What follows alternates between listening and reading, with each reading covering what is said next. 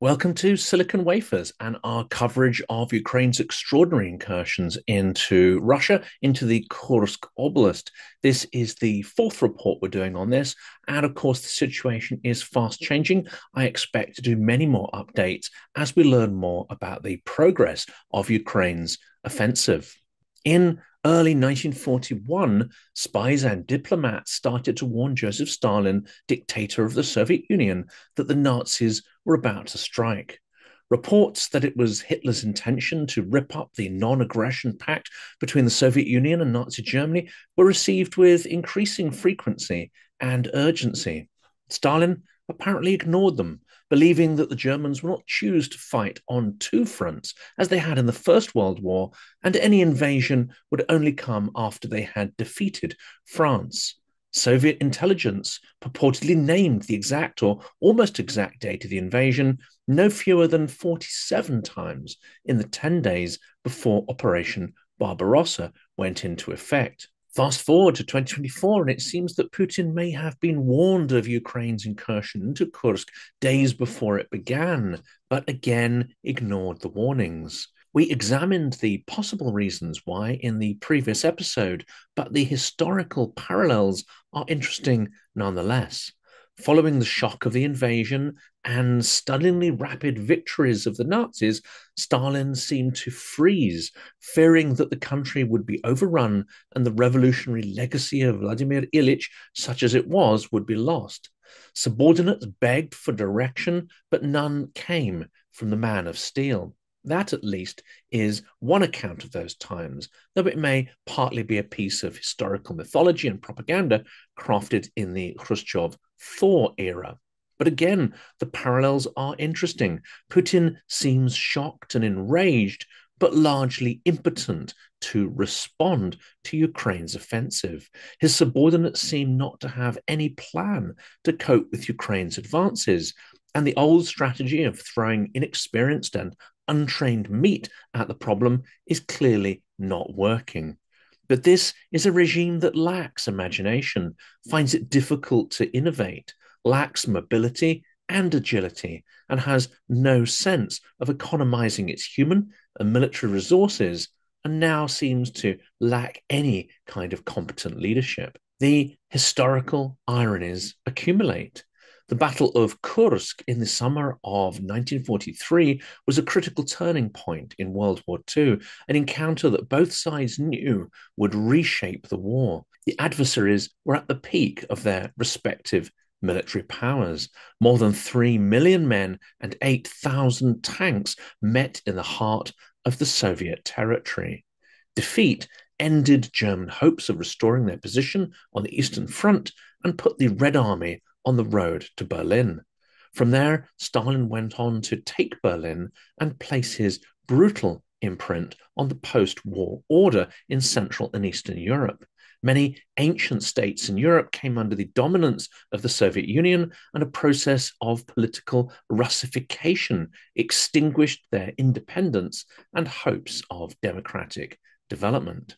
Fast forward to 2024, and Russia's history is once more turning on the Kursk region. This is the campaign that broke Putin and showed the world the hollowness and impotence of the Russian army, the lunacy of his invasion of Ukraine, and the toxic propaganda that sustains his regime. We are now in the second week of Ukraine's offensive within Russia, and there is no sign of a military response from Putin that has any chance of dislodging the Ukrainian forces. There are Georgians and Belarussians said to be among the troops, emphasizing the anti-imperial character of the fightback against Russia.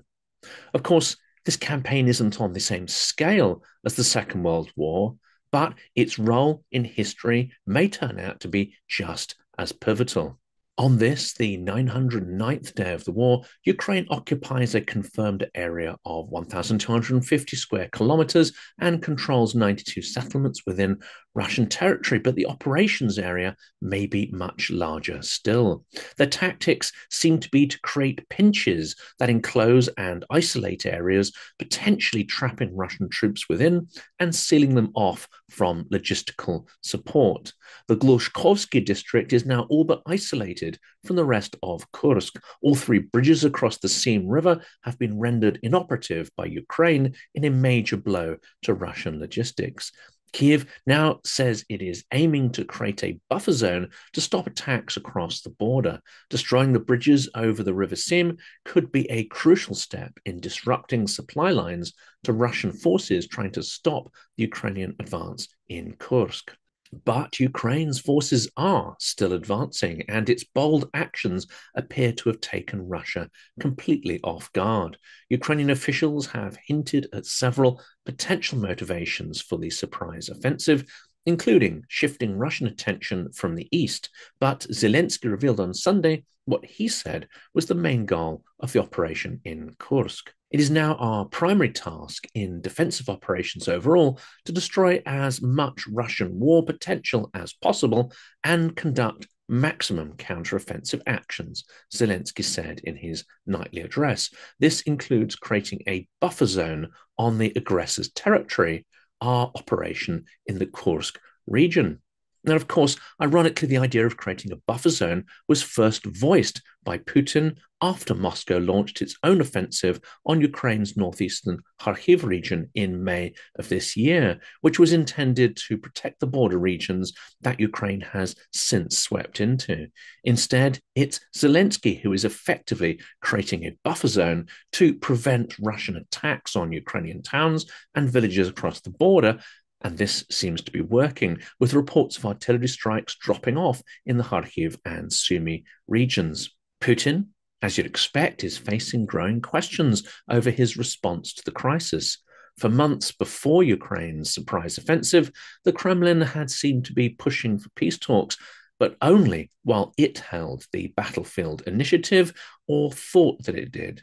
Now Russia is not in such an enviable negotiating position and will be loath to cede any advantage to Ukraine. Most likely they will choose to fight on despite the risks and resort again to terroristic tactics. Zelensky seems emboldened by the advances on Russian territory and has vocalized criticism of Ukraine's Western partners. There is a need for faster delivery of supplies from our partners, he said.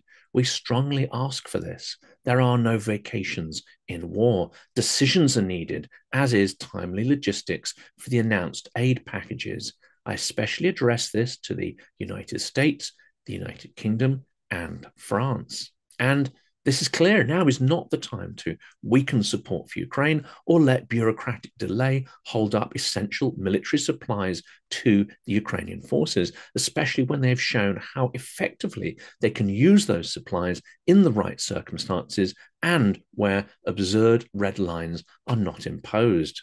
But it's not just allies that dither and delay. Putin has not yet decided on the transfer of significant forces from Donetsk to counter Ukraine's offensive in Kursk, while those units of the armed forces of the Russian Federation that are already operating the Kursk region are experiencing a shortage of equipment and trained personnel. At the same time, footage is emerging of the generally passive reaction of local Russians to the Ukrainian forces, sometimes even welcoming them. Also, incredible footage has emerged of Yuri Butusov, a Ukrainian military correspondent, burning the records of criminal cases against draft dodgers and absentees from the Russian army in the city of Sudzha. The contrast between liberators and the rapacious Russian rabble army could not be greater. Videos have been published also of Russian military personnel robbing stores and homes in the Kursk region. This has sent some Z bloggers and patriots into an absolute frenzy. Around a week ago or so, many analysts believed that Ukraine's campaign in Kursk would grind to a halt. Russia would mobilize its troops and huge problems would begin for the Ukrainians. Many were also stuck in the mindset of this incursion being more in the character of a raid. But it's been clear to me, at least, and some of the experts we feature on this channel from the start, that Ukraine was seeking to occupy a toehold of territory in Russia that it could hold for the long term and potentially expand upon. Russia has perhaps given them far more opportunity to expand this territory than they could have hoped for. We have listed the potential reasons for the incursion, the strategic objectives in the previous video about the Kursk offensive, but here's another one we didn't list. Zelensky has said that the stable occupation of certain areas within Russia is one of the best acts to replenish the exchange fund to negotiate the release of prisoners of war held in Russia. Recent reports said that up to 95% of Ukrainian service personnel held by Russia have been subjected to varying levels of torture and ill treatment. Getting them out alive is an imperative for Ukraine. But also, whereas we have seen releases of prisoners from many regiments, Putin is adamant not to release anyone who served for Azov. This regiment contains some of the most experienced and determined soldiers of the Ukrainian army, but Azov is also the focus of Putin's easily falsifiable lies and rhetoric about Azov being Nazis and the special military operation being an exercise in denazification of Ukraine. The operation in Kursk may have become the largest investment in the process of liberating Ukrainians and Ukrainian women from Russian captivity, as was explained by Zelensky. Indeed, the number of captured Russian soldiers is now in the hundreds, and many of these are said to be conscripts. It's likely that this number may rise significantly through the course of the campaign. And if you look at the exchanged Russian and Ukrainian prisoners, you will see a huge difference. Russian soldiers who were in Ukrainian captivity are seemingly healthy and well fed, almost all with their limbs intact. Quite the reverse is true of captured Ukrainian POWs. It's a horror show. Photographs of released POWs show emaciated people who have lost tens of kilograms in weight. They have poorly bandaged limbs, and many show signs of battle wounds or lesions and marks of torture that have not been cared for or allowed to heal. This makes the red lines and restrictions imposed by Washington even more galling. Yes, they did give Ukraine substantial quantities of armaments, but then blocked Ukraine's ability to fight at full strength by the imposition of absurd restrictions and red lines because of imaginary fears of escalation. Jake Sullivan seems to be the main suspect in this and may expend more of his time and energy stopping things from happening rather than on enabling a Ukrainian victory. But this sort of timidity, this mindset, is something that seems to have infected almost the entire administration. This is madness because Ukraine is fighting against a large enemy that has shown no compassion, no mercy, and no humanity. In fact, the acts of torture, massacre, rape, mutilation, and murder it is carried out, as well as the treatment of POWs, is entirely comparable to the acts of the Nazis and Japanese imperial armies in World War II. It's from the territory of Kursk, Belgorod, and Bryansk that the shelling of Ukrainian territory has continued unabated since February 2022. Putin's reaction to the Kursk operation also proves that there's not a single rational reason not to hold back permission to hit Russia with long-range weapons, ATACMS, and Storm Shadows. His threats have been shown to be hollow and impotent. Putin has no red lines and respects none. But when Putin is put under pressure, when he meets force, he seems to lose direction, becomes disoriented and lost, and indeed more inclined to make concessions. This is the classic behavior of a bully. It's my firm belief that when he realizes the war is unwinnable and the further prosecution of it threatens his position in Russia, he'll find a way to withdraw and label it as a victory. Putin has not even talked about nuclear weapons following the Kursk offensive and generally pretends that nothing is happening and that whatever is happening is not all that serious. In an interesting article that emerged in The Economist, it seems that General Syrski considered several scenarios for the incursion into Russia. Of course, we don't yet know the full extent of Ukraine's ambition for the offensive, or really the full set of strategic goals that underpin it. So this is speculation based on what has happened so far, not on what is happening right now and what is going to happen next. Bryansk Oblast was considered as an alternative to the Kursk incursion, according to Ukraine's commander-in-chief. It's likely that Alexander Syrski shared his plans with only a few select military and security officials, and of course with President Zelensky. Syrski was reportedly considering several scenarios for hitting Russia's weak spots.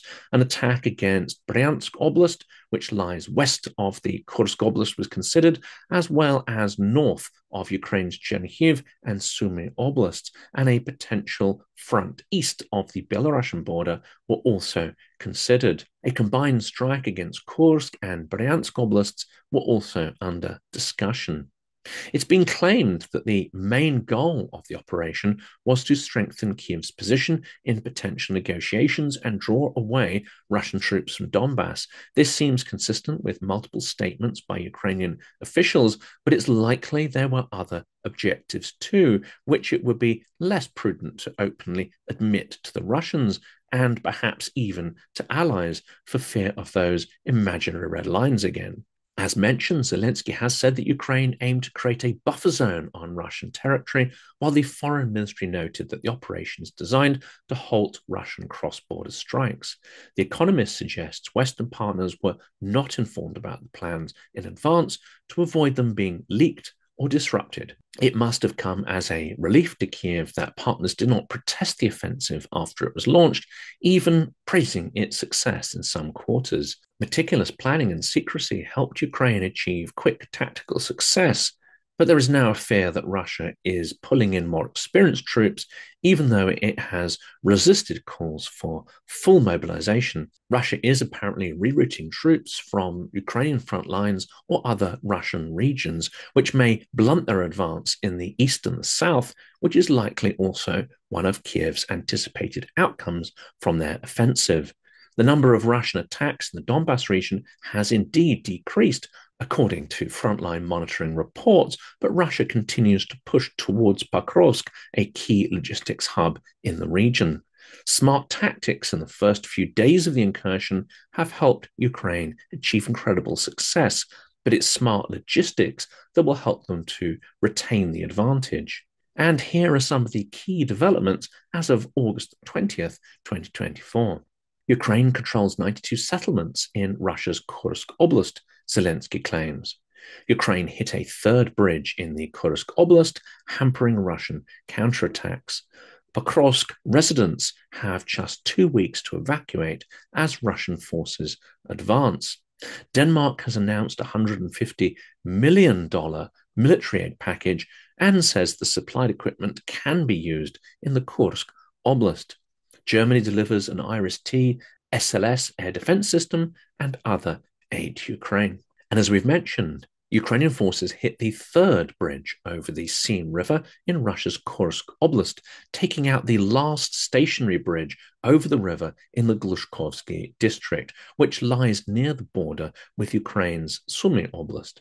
Speaking at a meeting in the city of Dnipro, Zelensky said Ukraine continues to strengthen its positions, stabilize certain areas, and continues to take Russian soldiers as POWs. Ukraine has declined to provide a full number of Russian captives taken during the Kursk incursion, but that may amount to hundreds of Russian soldiers. Possibly the number may be as high as 2,000. The Russian border near Ukraine's Sumy Oblast has been largely cleared of the Russian soldiers, which Zelensky called one of the tactical goals of Kiev's incursion.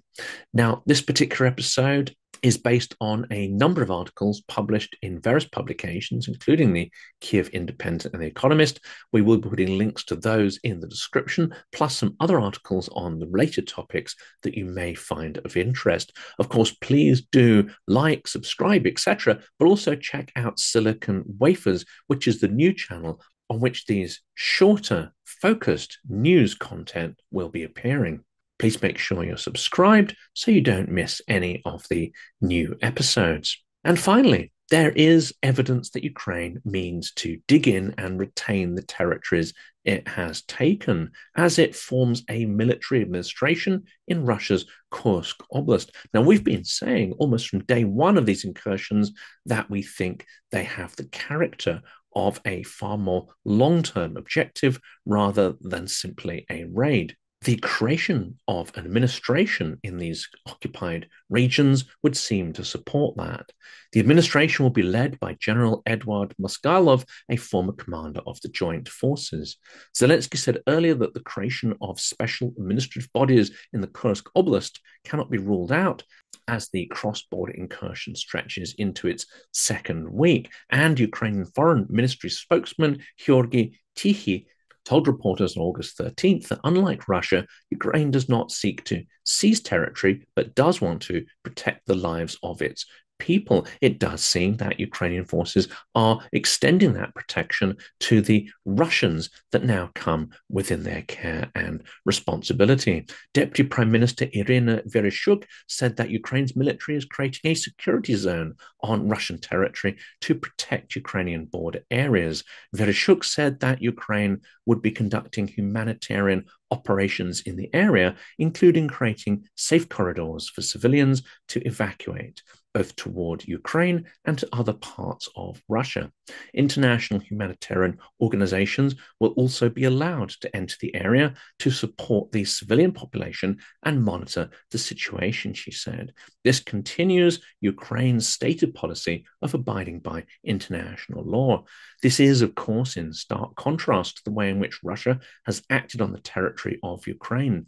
The sight of Russian towns that are largely intact and people that seem not to be fearful of Ukrainian troops must be compared to the blasted rubble of Ukrainian towns and the images we saw of Bucha and Irpin, of citizens randomly massacred. Now, there is much we still don't know about what is happening on the ground, but we will aim to bring you the latest information and insights in these Silicon Wafers episodes.